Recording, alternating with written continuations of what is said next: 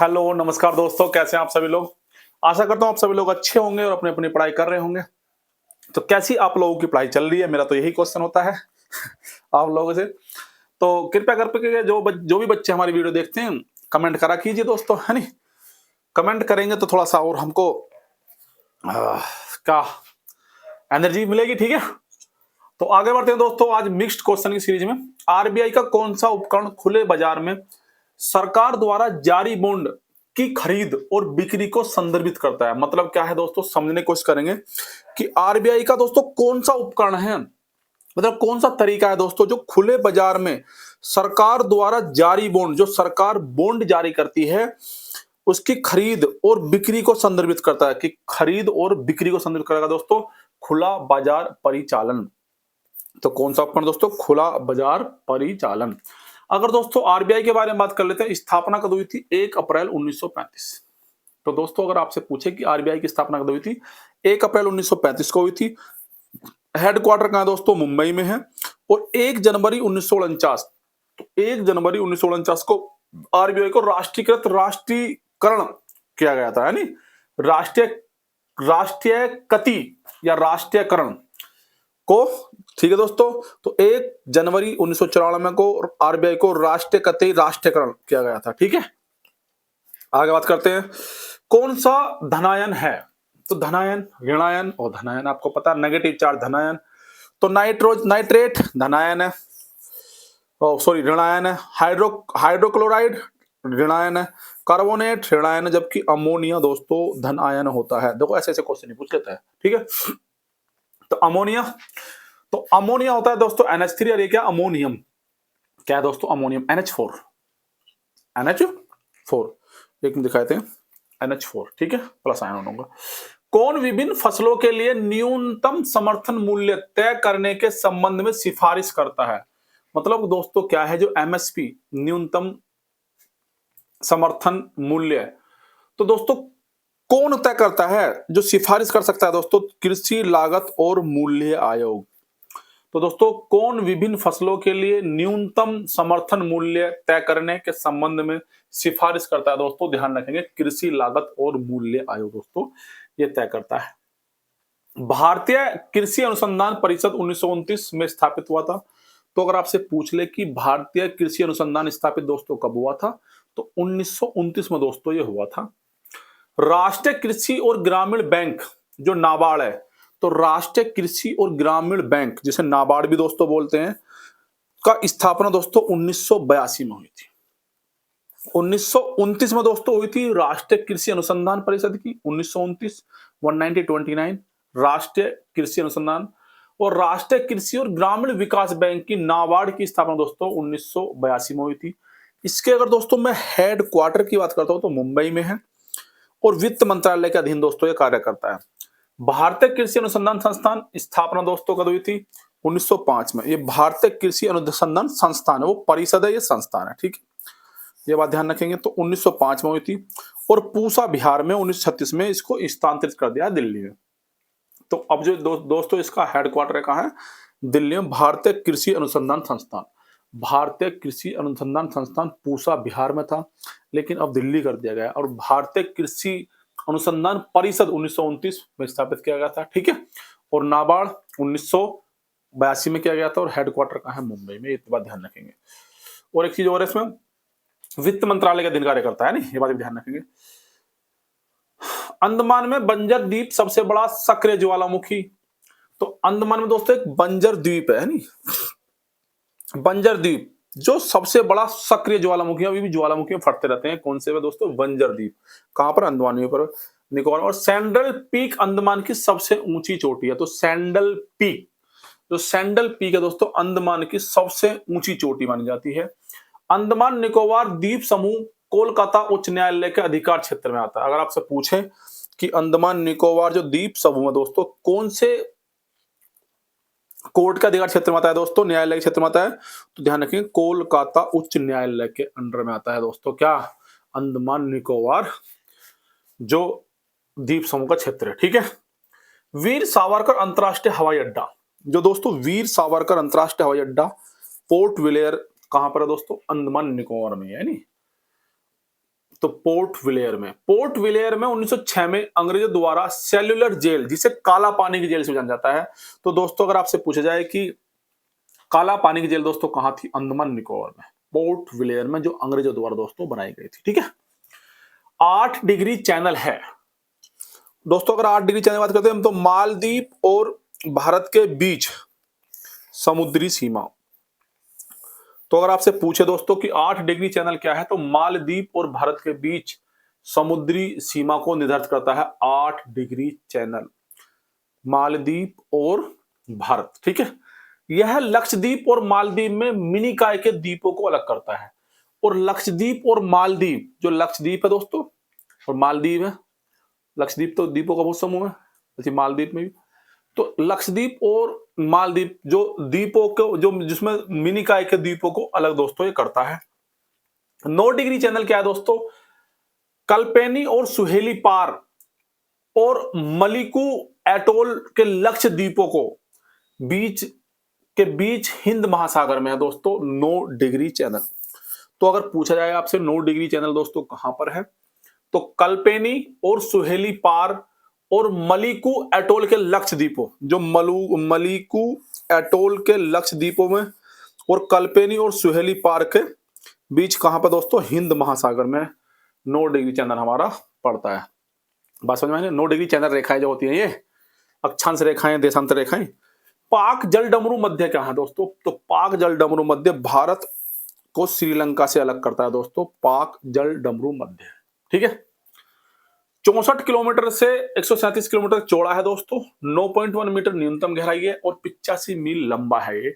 अगर हम पाक जल डमरू की दोस्तों बात करते हैं, इतना सा डिटेल में पूछेगा नहीं है।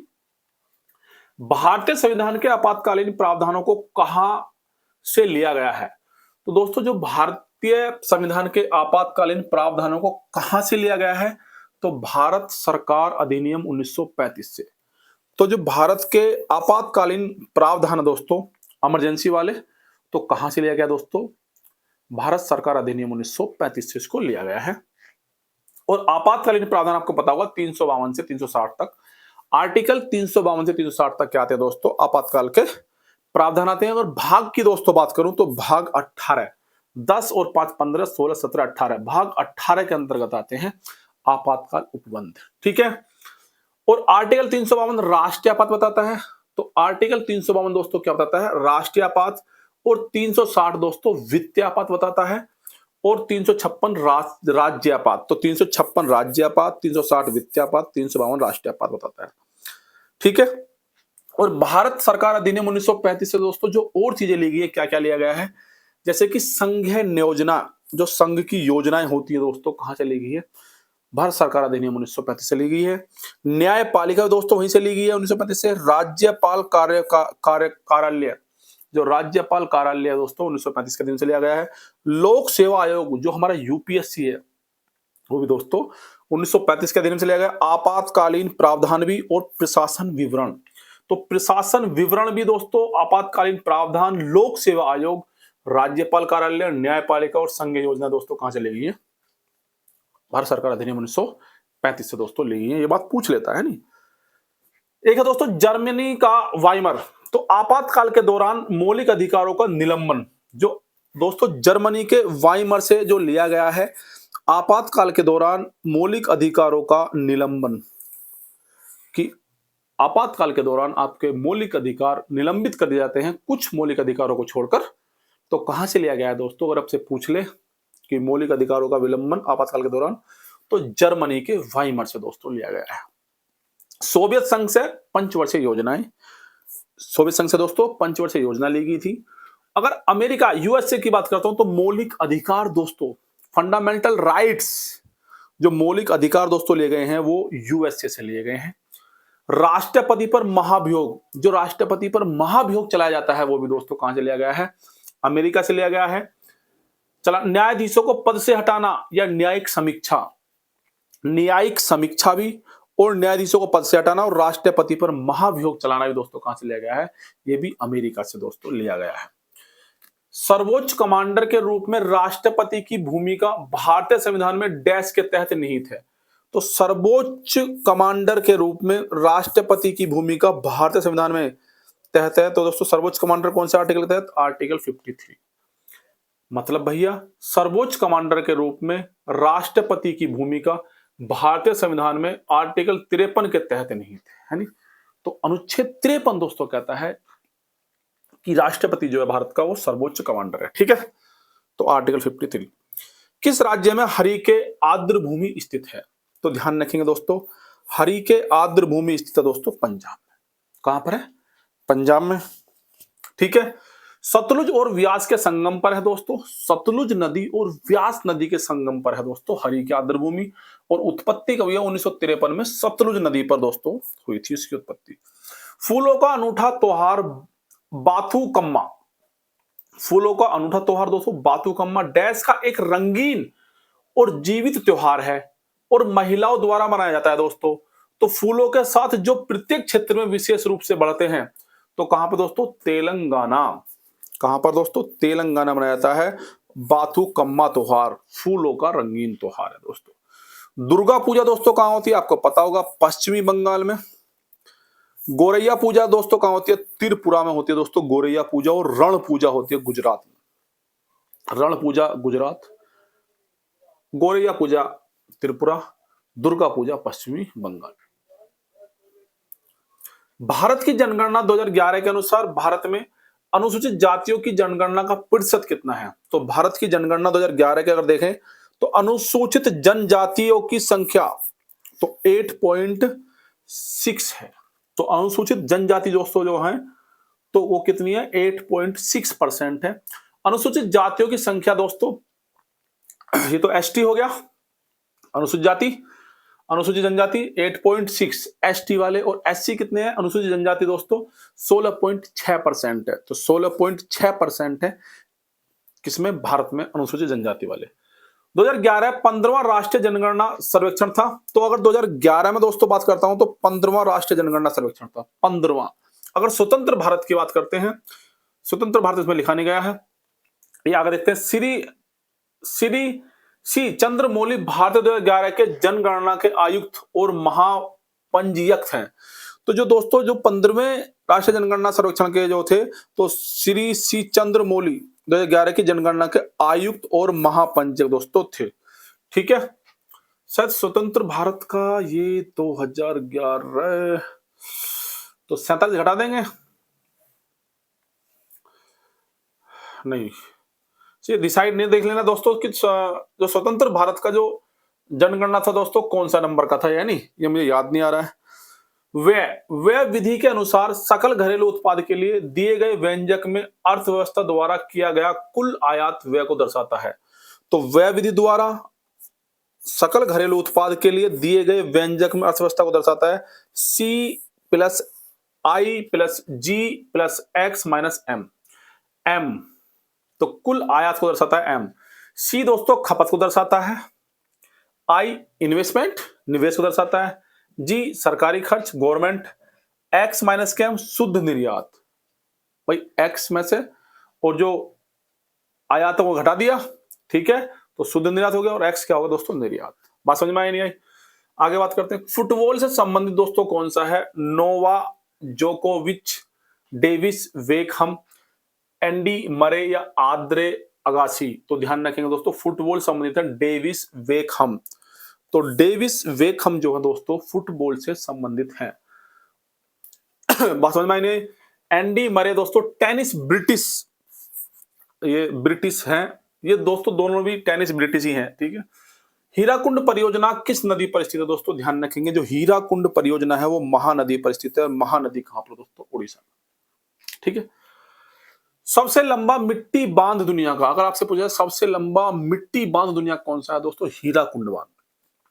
ठीक है भैया, उड़ीसा का शोक कहा जाता है दोस्तों किसको? महानदी को। और इसके महानदी के मुहाने पर पारादीप बंदरगाह है। तो दोस्तों पूछ लेगा आपसे कि महानदी के मुहाने पर दोस्तों कौन सा बंदरगाह है? तो पारादीप बंदरगाह अवस्थित है। दुधवा बांध, गंगरेल बांध और सोदूर बांध, तो दोस्तों कहां पर है? महानदी पर ही है। दुधवा बांध, गंगरेल बांध और सोदूर बांध। अगर दोस्तों गोदावरी नदी की बात करते हैं तो जैकवाड़ी बांध, श्री राम सागर बांध और बबली बांध। तो गोदावरी पे दोस्तों जैकवाड़ी बांध, श्री राम सागर बांध और बबली बांध। सतलुज की दोस्तों अगर बात करता हूं तो भाखड़ा नागल बांध, रोपड़ बांध और नाथपा झाकड़ी बांध। अगर बात करते हैं लॉर्ड हेस्टिंग्स ने डैश की शुरुआत की जगह, जहां लॉर्ड हेस्टिंग्स ने डैश की शुरुआत की, जहां ईस्ट इंडिया कंपनी ने दावा किया कि उसका अधिकार सर्वोच्च था और इसलिए उसकी शक्ति भारतीय राज्यों की तुलना में अधिक थी। तो पॉलिसी ऑफ पैरामाउंटेंसी, क्या था? पॉलिसी ऑफ पैरामाउंटेंसी, ये पॉलिसी हो गया नहीं दोस्तों। ओके, अंक की मात्रा और चंद्र बिंदु लगेगा यहाँ पे, डॉक्टर वाला लगेगा, चंद्र बिंदु नहीं लगेगा। ये पॉलिसी ऑफ पैरामाउंटेंसी। तो लॉर्ड हेस्टिंग्स ने पॉलिसी ऑफ पैरामाउंटेंसी की शुरुआत की, जहां ईस्ट इंडिया कंपनी ने दावा किया कि उसका अधिकार सर्वोच्च था और इसलिए उसकी शक्ति भारतीय राज्यों की तुलना में अधिक थी। ये बात ध्यान रखेंगे। क्वेश्चन बहुत घुमा घुमा के पूछता है, एक एक क्वेश्चन बहुत लजीज है एकदम, ये मान लीजिए। किस फिल्म को बेस्ट इंटरनेशनल फीचर फिल्म का ऑस्कर 2024 मिला है? तो कौन सी फिल्म को बेस्ट इंटरनेशनल फीचर फिल्म 2024 का अवार्ड मिला है दोस्तों? द जोन ऑफ इंटरेस्ट को मिला है बेस्ट इंटरनेशनल फिल्म फीचर 2024 का। 2011 में भारत में मृत्यु दर कितनी थी दोस्तों? 7.1 प्रति हजार। तो 2011 में अगर मृत्यु दर की दोस्तों बात करता हूं तो कितनी थी? 7.1 प्रति 1000 पर 7.1। ठीक है, आगे बात करते हैं। डब्ल्यूएचओ की स्थापना दोस्तों 7 अप्रैल 1948, वर्ल्ड हेल्थ ऑर्गेनाइजेशन डब्ल्यूएचओ। तो कब हुई थी दोस्तों? 7 अप्रैल 1948 में दोस्तों इसकी शुरुआत हुई थी। मुख्यालय दोस्तों जेनेवा में था, स्विट्जरलैंड में। तो जेनेवा और स्विट्जरलैंड में इसका मुख्यालय था डब्ल्यूएचओ का, और 7 अप्रैल 1948 को इसकी शुरुआत दोस्तों हुई थी। बौद्ध संघ के लिए बनाए गए नियम डैश नामक पुस्तक में लिखे गए थे, तो विनय पिटक में दोस्तों लिखे गए थे। सूत पिटक प्रवचनों के रूप में बुद्ध की शिक्षाएं शामिल है। तो जो बुद्ध के जो प्रवचन है वो सूत पिटक में है प्रवचन, और अभिधम्म पिटक में दार्शनिक और मनोवैज्ञानिक शिक्षाएं मिलती हैं। तो अगर आपसे पूछा जाए कि बुद्ध के कौन से ग्रंथों में दार्शनिक और मनोवैज्ञानिक शिक्षाएं दोस्तों मिलती हैं, तो ध्यान रखेंगे अभिधम्म पिटक में। किसमें दोस्तों? अभिधम्म पिटक में मिलती हैं। और बौद्ध संघ के लिए बनाए गए नियम किसमें हैं? जो बौद्ध संघ के लिए जो नियम बनाए गए थे वो दोस्तों विनय पिटक में। ठीक है, आगे बात करते हैं। डैश का प्रशासन महान सम्राट अकबर द्वारा अपनाया गया स्वरूप बन गया जब उन्होंने मुगल साम्राज्य को मजबूत किया। तो शेरशाह सूरी। तो शेरशाह सूरी का प्रशासन महान सम्राट अकबर द्वारा बनाया गया स्वरूप बन गया जब उन्होंने मुगल साम्राज्य को मजबूत किया था। सूरी साम्राज्य के संस्थापक रुपये की मुद्रा की शुरुआत करी किसने दोस्तों? शेरशाह सूरी ने। तो याद रखेंगे, तो शेरशाह सूरी का प्रशासन महान सम्राट अकबर द्वारा अपनाया गया स्वरूप बन गया जब उन्होंने मुगल साम्राज्य को मजबूत किया था। नहीं, राजा को 4 महत्वपूर्ण मंत्रियों द्वारा सहायता प्रदान करी थी किसने? सूरी ने, शेरशाह सूरी ने। दीवान ए विजारत या वजीर, जो दीवान ए विजारत था शेरशाह सूरी के टाइम में दोस्तों पूछ लेता है किस महकमे से या किस कार्यालय से संबंधित था दोस्तों, ध्यान रखेंगे। तो दीवान ए विजारत या वजीर दोस्तों राजस्व और वित्त के प्रभारी। तो राजस्व और वित्त का प्रभारी होता था वजीर या दीवान ए वजारत। किसके समय में दोस्तों? शेरशाह सूरी के समय में। दीवान ए अरीज, सेना का प्रभारी, दीवान ए अरीज। तो सेना के प्रभारी को दोस्तों शेरशाह सूरी के टाइम में गए थे दीवान ए अरीज। दीवान ए वजीर जो अपना पैसे वैसे का वित्त का राजस्व वगैरह का देखता था उसे कहते थे वजीर। दीवान ए रसालत, विदेश मंत्री, दीवान ए रसालत। तो शेरशाह सूरी के टाइम में दीवान ए रसालत कहते थे विदेश मंत्री को। दीवान ए इंसा, संचार मंत्री। ठीक है भैया, ध्यान रखेंगे। सरकार की एकात्मक विशेषता क्या है? अखिल भारतीय सेवाएं सरकार की एकात्मक विशेषता। दल बदल कानून, दल बदल विरोध कानून 10वीं अनुसूची में है दोस्तों, जो 52वें संविधान संशोधन 1985 में जोड़ा गया था। दल बदल कानून दोस्तों कितनी बार पूछा गया होगा? दल बदल कानून 52वां संविधान संशोधन 1985 में दोस्तों इसको एड ऑन किया गया था। किस संशोधन ने रियासतों के पूर्व शासकों के प्रीवी पर्स और विशेषाधिकारों को समाप्त कर दिया दोस्तों? तो किस संशोधन ने रियासतों के जो रियासतें थी पूर्वी शासकों के प्रीवी पर्स और विशेषाधिकारों को समाप्त कर दिया गया था? तो 26वां संविधान संशोधन 1971। तो 26वां अमेंडमेंट हुआ था, 26वां संविधान संशोधन हुआ दोस्तों 1971 में, जिसमें जो रियासतें थी उनकी पावर को खत्म कर दिया गया था। ठीक है भैया। वेक हैंड स्ट्रोक शब्द किससे जुड़ा है? तो वेक हैंड स्ट्रोक्स, तो वेक हैंड स्ट्रोक्स दोस्तों टेनिस से जुड़ा है। WPL, तो WPL 2026 में कितनी टीमों ने भाग लिया और लीग चरण का प्रारूप क्या है? तो जो W 2026 में कितनी टीमों ने दोस्तों भाग लिया है? WPL 2026 में कितनी टीमों ने दोस्तों भाग लिया है और लीग चरण का प्रारूप क्या है दोस्तों? तो 5 टीमों ने भाग लिया है और जो लीग चरण का प्रारूप है दोस्तों डबल राउंड रोबिन। क्या है दोस्तों? डबल राउंड रोबिन है। भारतीय संविधान का कौन सा अनुच्छेद राज्य के नीतिक निर्देश तत्वों का अनुप्रयोग करता है? तो राज्य के नीतिक निर्देश तत्व DPSP, तो आर्टिकल 37। कौन सा दोस्तों? आर्टिकल 37। कौन सा अनुच्छेद भारतीय संविधान के 11वें मौलिक कर्तव्य का पूरक है? तो आर्टिकल 21A। तो अनुच्छेद 21A भारतीय संविधान के 11वें मौलिक अधिकार का पूरक है। तो ध्यान रखेंगे 11 को जो मौलिक अधिकार है और 21A को दोनों को मिलकर पढ़ते हैं तो 21 मौलिक अधिकार का पूरक कहलाता है। ठीक है, मतलब कह सकते हैं कि अगर 11वें मौलिक कर्तव्य के साथ 21A को पढ़ें तो उसका वो पूरक मौलिक कर्तव्य है। अकबर की दोस्तों बात कर लेते हैं, थोड़े से अकबर के बारे में देख लेते हैं। 1556 से 1605, तो अगर टाइम पीरियड देखते हैं दोस्तों अकबर का 1556 से 1605 तक रहा है। 1556 में पानीपत का सेकंड युद्ध में हेमू को हराया। तो पानीपत का सेकंड युद्ध दोस्तों किस किस के बीच हुआ था? हेमू और अकबर के बीच। 1556 में पानीपत का सेकंड युद्ध। फतेहपुर सीकरी का निर्माण कराया दोस्तों 1569 में। तो फतेहपुर सीकरी का निर्माण 1569 में। इसे अपनी राजधानी भी दोस्तों बनाया था। फतेहपुर सीकरी को अकबर ने कब राजधानी बनाया था? 1569 में। तो 1556 में सेकंड पानीपत युद्ध, हेमू के साथ 69 में दोस्तों फतेहपुर सीकरी का निर्माण। 1582 में नया धर्म चलाया दीन ए इलाही। तो 1582 में दोस्तों क्या चलाया? दीन ए इलाही धर्म चलाया। अबुल फजल द्वारा जीवनी अकबरनामा लिखी गई है। तो अगर आपसे पूछा जाए कि अकबरनामा किसने लिखी है दोस्तों? अबुल फजल ने लिखी है अकबरनामा। ठीक है भैया। नौ रत्न दोस्तों, दो अकबर के दरबार में दोस्तों 9 रत्न रहते थे। कौन कौन? टोडरमल, अबुल फजल, फेजी, बीरबल, तानसेन, अबुल रहीम खाने खाना, मुल्ला दो प्याजा, राजा मान सिंह और फकीर अजियाउद्दीन। आपको ध्यान रखना टोडरमल, अबुल फजल, फेजी, बीरबल, तानसेन तो ध्यान रखना, अबुल रहीम खाना खाना और मुल्ला दो प्याजा, 2 को छोड़ सकते हो। ठीक है, 2 ही क्या छोड़ने, 2 भी देख लो, राजा मान सिंह और फकीर अजियाउद्दीन। ठीक है भैया। हिंदू राजकुमारी हरकाबाई से इसका विवाह हुआ। अकबर का विवाह किससे हुआ था? हरकाबाई।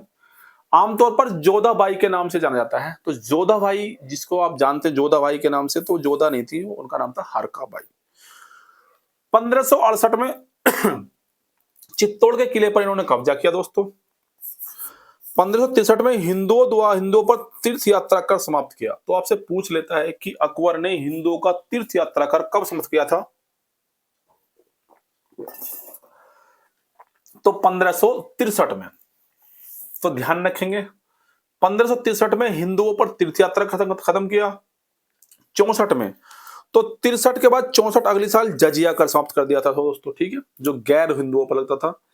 अमीरों और सेना को संगठित करने के लिए मनसबदारी प्रणाली शुरू की थी। तो दोस्तों ध्यान रखेंगे अकबर ने कौन सी प्रणाली शुरू की थी? अमीरों और सेना को संगठित करने के लिए मनसबदारी प्रणाली।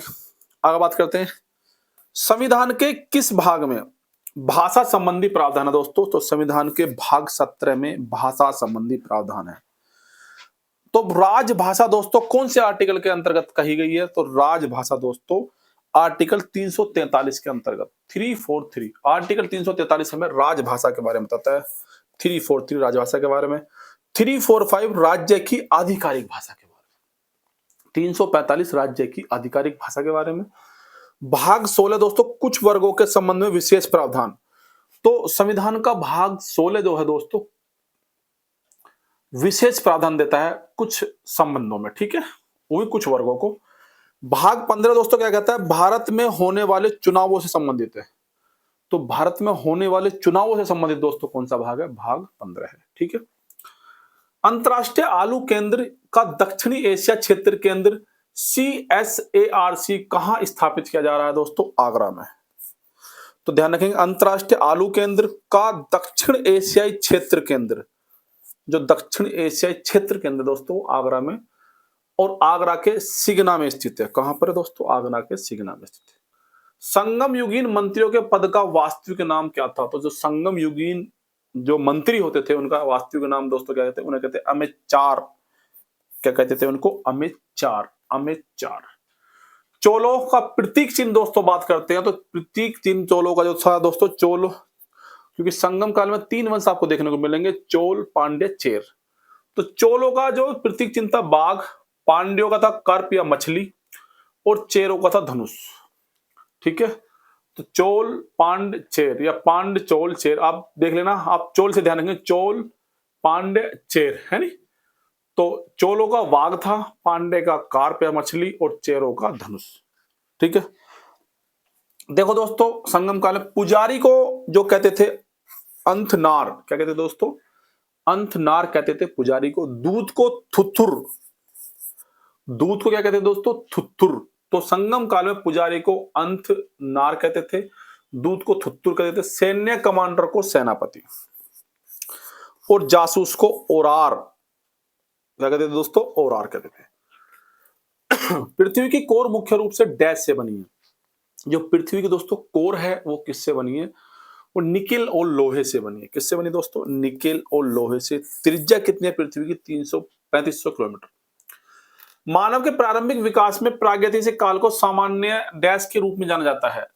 तो मानव के प्रारंभिक विकास के प्रागैतिहासिक काल में, तो पुरापाषाण युग, तो आपको पता होगा पुरापाषाण युग, पाषाण युग, उत्तर पाषाण युग, है नी। तो मोटे तौर पर दोस्तों कितने समय की बात है, 2.5 मिलियन से 10,000 ईसा पूर्व तक की ये बातें हैं, जो पुरापाषाण काल की बात है नी।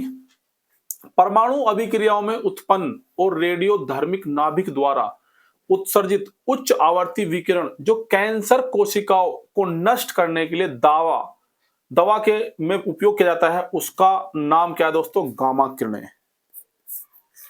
तो परमाणु अभिक्रियाओं से में उत्पन्न, जो परमाणु अभिक्रियाओं में उत्पन्न हुई है और रेडियो धार्मिक नाभिक द्वारा उत्सर्जित, किसका दोस्तों, रेडियो धर्मी नाभिक द्वारा उत्सर्जित उच्च आवर्ती विकिरणों को जो कैंसर कोशिकाओं को नष्ट करने के लिए दवा के रूप में उपयोग किया जाता है दोस्तों, गामा किरणों का।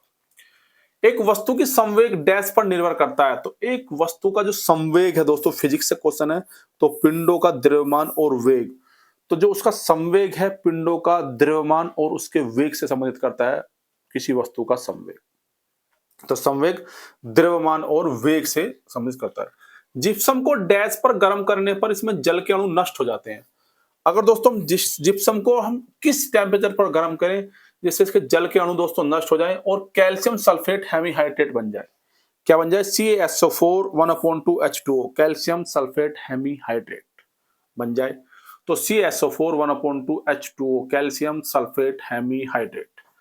तो दोस्तों 373 केल्विन से 393 केल्विन, अगर 373 केल्विन से 393 केल्विन तक दोस्तों हम उसको पकाते हैं या गर्म करते हैं तो क्या बन जाएगा ये, जिप्सम दोस्तों, कैल्शियम सल्फेट हेमीहाइड्रेट। 100 से 120 डिग्री कह सकते हैं, ठीक है भैया, क्योंकि 273 डिग्री बराबर होता है 0 डिग्री सेल्सियस के, ये आपको पता होगा। तो इसलिए 100 इसमें ऐड ऑन कर दिया है तो 373 लिख दिया। और 212 से 248 डिग्री फ़ारेनहाइट, और फ़ारेनहाइट कितना, 37 डिग्री सेल्सियस बराबर होता है 98 डिग्री टेम्परेचर के। तो 212 से 248 डिग्री फ़ारेनहाइट। तो कैल्शियम सल्फेट हाइड्रेट CaSO4, एक तो calcium sulphate hemihydrate CaSO4 1/2H2O, और क्या होता है कैल्शियम सल्फेट हाइड्रेट, तो CaSO4 2H2O, ठीक है। एक एक क्वेश्चन को दोस्तों ध्यान से देखेंगे, टॉप मोस्ट क्वेश्चन है, बहुत बेहतरीन क्वेश्चन है, इसीलिए मैं आराम से आप लोगों को पढ़ा रहा हूं। राष्ट्रीय खाद्य सुरक्षा अधिनियम 2013 में कौन से कार्यक्रम शामिल हैं, तो राष्ट्रीय खाद्य सुरक्षा अधिनियम 2013 में जो दोस्तों मध्याह्न भोजन योजना एकीकृत बाल विकास सेवाएं, तो मध्याह्न भोजन योजना एकीकृत बाल विकास सेवाएं तो किससे संबंधित है? राष्ट्रीय खाद्य सुरक्षा अधिनियम 2013 से। आईटी अधिनियम में पहचान की चोरी के लिए क्या दंड है? तो आईटी अधिनियम में दोस्तों पहचान की चोरी के लिए अगर किसी की पहचान की चोरी कर ली गई है आईटी अधिनियम के अंतर्गत, तो दोस्तों 3 वर्ष की कारावास, कैद या 1 लाख रुपए का जुर्माना लग सकता है दोस्तों, ध्यान रखेंगे। तो आईटी अधिनियम की धारा 66 सी के अनुसार, आईटी अधिनियम की धारा 66 सी के अनुसार अगर किसी की जानकारी की चोरी आदमी कर लेता है तो भाई 3 वर्ष का कारावास और 1 लाख रुपए का जुर्माना है दोस्तों। तो 66 सी। भारतीय दंड संहिता 1860 की धारा 304, तो भारतीय दंड संहिता 1860 की धारा 304 ए के तहत हर डॉक्टर अपने लापरवाही भरे ऑपरेशन के कारण किसी भी व्यक्ति की मौत के लिए जिम्मेदार नहीं है जब तक कि उसका इरादा दोषी न हो या किस वाद में निर्धारित किया गया था कि भैया जब डॉक्टर ऑपरेशन वगैरह करते हैं, कोई टै बोल गया, लापरवाही किसकी थी? डॉक्टर की थी, फिर भी दोस्तों वो क्या है, वो भैया वो दोषी नहीं होगा। क्यों? क्योंकि लापरवाही बेशक की है उसका, लेकिन इरादा उसको मारने का नहीं था। ठीक है। तो कैसा जेकब मैथ्यू बनाम पंजाब राज्य, तो जेकब मैथ्यू बनाम पंजाब राज्य केस था दोस्तों, 2005 में हुआ था। तो इसमें बताया गया कि भाई वो जिम्मेदार नहीं है, कौन सी धारा? 304 के ए के तहत। तो जेकब मैथ्यू बनाम पंजाब राज्य। भूमि अधिग्रहण कानून के सिद्धांत पर आधारित है, तो सर्वोपरि अधिकार है दोस्तों। भूमि अधिग्रहण कानून सर्वोपरि के सिद्धांत के आधार पर आधारित है। 2011 की जनगणना के अनुसार भारत में ईसाइयों का प्रतिशत कितना था? तो अभी SC ST देख के आए थे, 16 पॉइंट कुछ था और 7 पॉइंट कुछ था ST, यानी 7 पॉइंट कुछ ST थे और 16 पॉइंट कुछ ST थे, SC थे, सॉरी। अब देख लेते हैं ईसाइयों, तो 2.30 है दोस्तों ईसाई 2011 के अनुसार। भारत की कुल आबादी कितनी है दोस्तों? 1.21 अरब 2011 के अनुसार थी, यानी यह 15वीं जनगणना और स्वतंत्रता के बाद की 7वीं जनगणना थी दोस्तों। देखो मुझे ध्यान नहीं था लेकिन यहां मिल गया, तो 7वीं जनगणना थी। स्वतंत्रता के बाद 2011 की जनगणना जो कौन सी थी दोस्तों? 7वीं जनगणना थी। और अगर स्वतंत्रता से जो पहले भी अंग्रेज कराते आए थे जनगणना, तो उसके अनुसार 15वीं जनगणना थी। जो 2011 के अनुसार हिंदू दोस्तों कितने हैं? 79.8, मतलब 80% दोस्त हिंदू हैं, 79.8, तो 80% ध्यान रखेंगे, 80 से थोड़ा सा कम। मुसलमान कितने दोस्तों? 14%, 14.2, तो 14% दोस्तों मुसलमान हैं। सिख कितने हैं दोस्तों? 1.72% सिख हैं, 1.72%। बौद्ध कितने हैं? 0.7, और अन्य कितने दोस्तों? 1.38% है, तो अन्य 1.38, और जो बौद्ध हैं 0.7%, जो सिख हैं 1.72, तो सिख 2% कह सकते हैं, बौद्ध 1%, अन्य 1.5%, ऐसा हम कह सकते हैं। मुसलमान 14%, ठीक है, और हिंदू 80%। MS एक्सेल, जो MS एक्सेल का फाइल एक्सटेंशन क्या है? तो फाइल एक्सटेंशन मतलब दोस्तों जो हम सेव करते हैं, तो आप लोगों ने देखा होगा MS एक्सेल में कोई फाइल अगर आप सेव करेंगे तो लास्ट में ना कुछ डॉट करके कुछ लिखा हुआ आता है, तो उसको बोलते हैं एक्सटेंशन, मतलब फाइल का नाम आता है, पता चलता है कि एक्सेल की है, वर्ड पैड की है, नोट पैड की है, ठीक है। तो फाइल एक्सटेंशन का नाम क्या है? .xlsx। तो क्या है दोस्तों? .xlsx। भारतीय संविधान के किस अनुच्छेद में चुनाव आयोग से संबंधित प्रावधान है? तो चुनाव आयोग दोस्तों कौन से आर्टिकल संबंधित? 324 और भाग 15, भाग 15। तो आर्टिकल, अरे ये तो यार लिख रहा भाग 15, ठीक है। तो 324, आर्टिकल 324 चुनाव आयोग से संबंधित दोस्तों, और भाग 15 संबंधित निर्वाचन से। आर्टिकल 256 दोस्तों राज्यों और संघ के दायित्व से संबंधित है। 315 दोस्तों संघ राज्यों के लिए लोक सेवा आयोग, UPSC 315 आपको पता होगा। और 294 दोस्तों कुछ दशाओं में संपत्ति, आस्तियों, अधिकारों, दायित्वों और बाधाओं के उत्तरदायित्व से संबंधित है। और 299 दोस्तों टॉप मोस्ट, ये हैं आर्टिकल्स जो पूछे गए हैं, ध्यान रखना, कभी छोड़ दो। 299 दोस्तों क्या है? राष्ट्रपति की ओर से अनुबंधों और संपत्ति के सभी आश्वासनों को निष्पादित करना, ठीक है। तो 299। आगे बात करते हैं, बंगाल विभाजन किस तिथि में प्रभावित हुआ था दोस्तों? 16 अक्टूबर 1905 में हुआ था दोस्तों बंगाल विभाजन। तो बंगाल विभाजन किस तिथि में दोस्तों प्रभावित हुआ था? तो 16 अक्टूबर 1905 में, सॉरी 1905 में हुआ था बंगाल विभाजन, ठीक है। और उस समय दोस्तों कौन था? जो लॉर्ड कर्जन 1899 से 1905 तक रहा। और बंगाल विभाजन किसने किया था दोस्तों? लॉर्ड कर्जन के द्वारा। उस समय वायसराय कौन था जब बंगाल विभाजन हुआ था? तो लॉर्ड कर्जन था। सर जोसेफ बैमफील्ड फुल्लर प्रथम लेफ्टिनेंट गवर्नर तो पूर्वी बंगाल और असम, दोस्तों देखो ध्यान रखेंगे, जो पूर्वी बंगाल था और जो असम था उसकी राजधानी थी ढाका, और पश्चिमी बंगाल की राजधानी क्या थी? कलकत्ता, ठीक है। दो पार्ट में बांट दिया, पूर्वी बंगाल पश्चिमी बंगाल। 1911 के दिल्ली दरबार में बंगाल विभाजन को रद्द कर दिया गया। तो 1905 में दोस्तों हुआ था बंगाल विभाजन, तो 1911 में, तो कब रद्द किया गया? 1911 में दिल्ली दरबार में बंगाल विभाजन को रद्द करके राजधानी कलकत्ता से दिल्ली स्थानांतरित करी। तो 1911 में ही कलकत्ता से राजधानी दिल्ली स्थानांतरित करी थी, ठीक है। ये बात ध्यान रखेंगे। की घोषणा की गई, किसने की थी? किंग जॉर्ज पांचवा। तो किंग जॉर्ज पांचवें ने करी थी 12 दिसंबर 1911। तो 12 दिसंबर 1911 को किंग जॉर्ज पांचवें ने कलकत्ता से राजधानी दिल्ली स्थानांतरित कर दी, और भैया जो बंगाल विभाजन का जो मामला था वो रद्द कर दिया। अब देखो दोस्तों, ये कुछ स्थान है, कुछ जगह है जहां पर कुछ चीजें बनाई जाती है, जैसे कि रेल कोच फैक्ट्री। तो दोस्तों अगर आपसे पूछे जो रेल के कोच होते हैं, जो डब्बे होते हैं, वो कहां बनते हैं?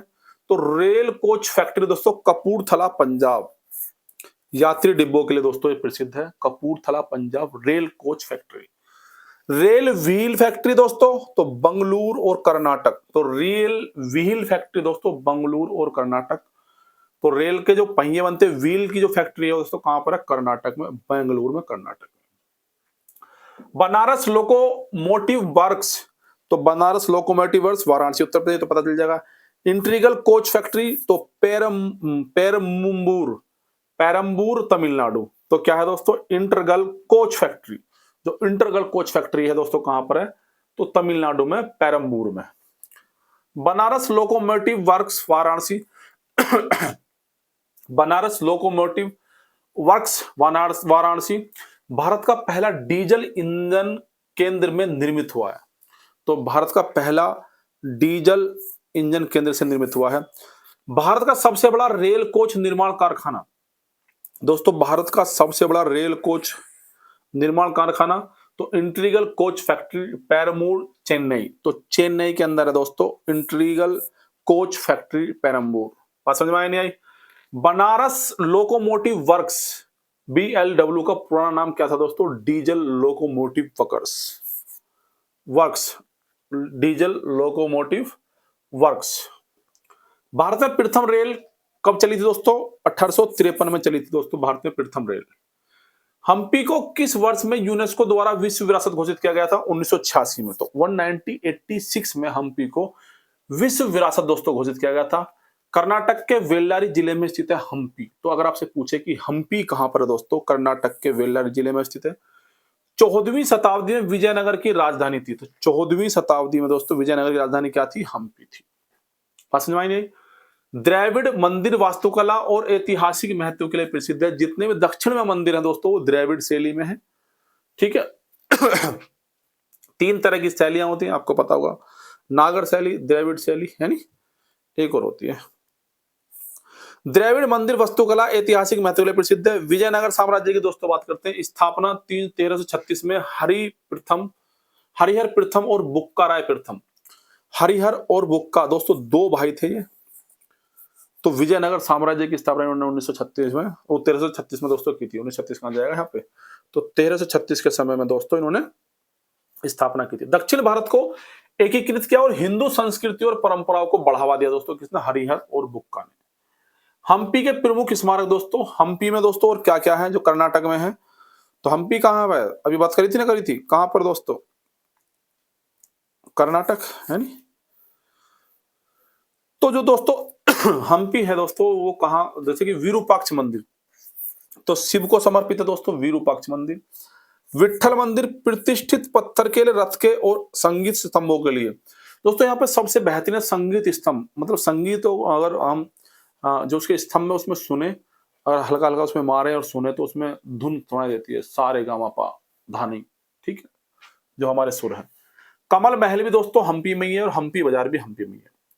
इग्नोरेटिया ज्यूरियस नॉन एक्सटेंट सिद्धांत का अर्थ है, तो इग्नोरेटिया ज्यूरियस नॉन एक्सटेंस के सिद्धांत का अर्थ है दोस्तों कानून की अज्ञानता क्षम्य नहीं।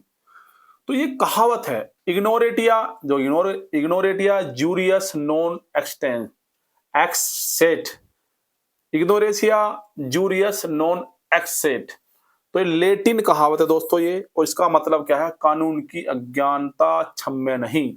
भाई किस मामले में भारत के सर्वोच्च न्यायालय ने माना कि प्रस्तावना संविधान का हिस्सा नहीं है? तो किस मामले में माना था दोस्तों कि प्रस्तावना जो है किस मामले में माना था प्रस्तावना संविधान का हिस्सा नहीं है दोस्तों? वेरुवारी संघ मामला 1960। तो एक वेरुवारी संघ मामला हुआ था दोस्तों, वेरुवारी संघ में कोर्ट ने माना था कि प्रस्तावना संविधान का भाग नहीं है। ठीक है, हालांकि बाद में चेंज हो गया था ये मामला। भारतीय संविधान के किस अनुच्छेद में उल्लेखित है कि राज्य भारतीय क्षेत्र के अंतर्गत किसी भी व्यक्ति को विधि के समक्ष समानता या विधि के समान संरक्षण से वंचित नहीं करेगा? तो आर्टिकल 14 विधि के समक्ष समानता, आर्टिकल 14 सीधा याद कर लेंगे। आर्टिकल 21 में कहा गया है क्या? कानून द्वारा स्थापित प्रक्रिया के अलावा किसी व्यक्ति को उसके जीवन या व्यक्ति के स्वतंत्रता से वंचित नहीं किया जाएगा। स्वतंत्रता का अधिकार है नहीं।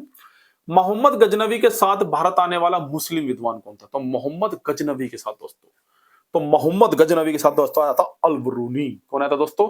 अल-बरूनी मोहम्मद गजनवी के साथ आया था। कब आया था ये? 1973 से 1408। ओहो 1048, 1973 से 1048 ईस्वी में आया था दोस्तों मोहम्मद गजनवी। 11वीं शताब्दी में वह महमूद गजनवी के साथ आया था। कौन? अल-बरूनी। अल-बरूनी की रचना है ब्रह्मगुप्त, वारामिहिर, बलभद्र। तो बलभद्र, वारामिहिर और एक कौन सी है ये? ब्रह्मगुप्त। ये किसके दोस्तों? अल-बरूनी की है। इसने तहकीक अल हिंद प्रसिद्ध ग्रंथ अरबी भाषा में लिखा है दोस्तों। दरबारी कवि कौन था दोस्तों? उत्बी। तो जो मोहम्मद गजनवी का महमूद गजनवी, महमूद गजनवी का जो दोस्तों दरबारी कवि था उत्बी था। देखो मोहम्मद गजनवी अलग था और मोहम्मद गोरी अलग था और महमूद गजनवी अलग है। पुराणों का अध्ययन करने वाला प्रथम मुस्लिम शासक कौन था दोस्तों? पुराणों का अध्ययन करने वाला पहला मुस्लिम शासक अल-बरूनी था। इसने तहकीक अल हिंद प्रसिद्ध ग्रंथ अरबी भाषा में लिखा। तहकीक अल हिंदी ग्रंथ है नहीं। आधुनिक काल में एडवर्ड सचाउम ने अंग्रेजी में तथा रजनीकांत ने हिंदी में अनुवाद किया दोस्तों, है नहीं। शाहनामा के लेखक कौन है? फिरदौसी। ये आपको पता होगा शाहनामा किसने लिखा? फिरदौसी। किस मुस्लिम शासक ने सिक्कों पर देवी लक्ष्मी की आकृति बनाई थी दोस्तों? मोहम्मद गोरी ने बनाई थी। और राम सिया के सिक्का चलवाए थे दोस्तों किसने? अकबर ने। ये बात ध्यान रखेंगे। वो कह रहा है सभा और समिति को प्रजापति की 2 पुत्रियां किस वेद में कहा गया है दोस्तों? ध्यान रखेंगे अथर्ववेद में। किसमें कहा गया है? अथर्ववेद में कहा गया है सभा और समिति प्रजापति की 2 पुत्रियों के बारे में। ठीक है, मैं परीक्षित इसको मृत्यु लोक का देवता गाया गया है। तो दोस्तों अथर्ववेद में परीक्षित, जो परीक्षित राजा परीक्षित थे एक, उनको मृत्यु लोक का देवता कहा गया। अथर्वण ऋषि के नाम पर इसका नाम पड़ा है अथर्ववेद। इस प्राचीन वेद का नाम वार्डगिरस वार्डगिरस क्या कहेंगे इसको? वार्डगिरस क्या कहेंगे दोस्तों? वार्डगिरस कहेंगे। जो अथर्वण एक है अथर्वण और अंगिरस ऋषि के नाम से पड़ा है। अथर्वण और अंगिरस, अथर्ववेद। इसका एकमात्र ब्राह्मण ग्रंथ गोपत ब्राह्मण है दोस्तों, बिल्कुल डिटेल से गया है। अगर अथर्ववेद से पूछेगा इससे ज्यादा बाहर नहीं आएगा भाई, बहुत ढूंढ के लिखा है। मैं खुद पहली बार ये नाम पढ़ा था। ठीक है, प्रमुख शाखाएं संहिताएं सोनक और पिप्लाद जो इसकी शाखाएं हैं। भू सूक्त, पृथ्वी सूक्त, कांड 12 सूक्त फर्स्ट में मिलता है दोस्तों। ये जादू टोना और सामाजिक, ये तो आपको पता ही है, जादू टोना सम्मिलित है। गायत्री मंत्र दोस्तों तीसरे मंडल में मिलता है, सूक्त 26वां और मंत्र 10वां। वो भी ऋग्वेद के तीसरे मंडल में सूक्त 62वां और मंत्र 10वां। ऋग्वेद का नदी सूक्त 10वें मंडल और 75 सूक्त है। तो जो ऋग्वेद का नदी स्तुति सूक्त है, जो नदी स्तुति सूक्त वहां मिलता है 10वें मंडल में और 75वां सूक्त है। निर्देशक तत्व 1935 के भारत सरकार अधिनियम में उल्लेखित से मिलते जुलते हैं दोस्तों। निर्देशों के साधन। राष्ट्रीय राष्ट्रीय बाल हेल्पलाइन नंबर जो केंद्रीय महिलाओं और बाल मंत्रालय द्वारा मान्यता है, तो राष्ट्रीय बाल हेल्पलाइन नंबर दोस्तों 1098 और 2013 में दोस्तों इसकी स्थापना करी गई थी राष्ट्रीय बाल हेल्पलाइन की, जो केंद्रीय महिलाएं और बाल मंत्रालय के द्वारा मान्यता प्राप्त है। ठीक है दोस्तों, तो आज के लिए दोस्तों मिक्स्ड क्वेश्चन में इतना ही। मिलते हैं अपनी नेक्स्ट वीडियो में जल्दी ही। अगर आप लोगों को दोस्तों वीडियो पसंद आई हो तो वीडियो को लाइक करें, चैनल को सब्सक्राइब करें और वीडियो को शेयर भी करें। आज के लिए इतना ही। थैंक यू, नमस्कार, टाटा, बाय बाय, जय हिंद।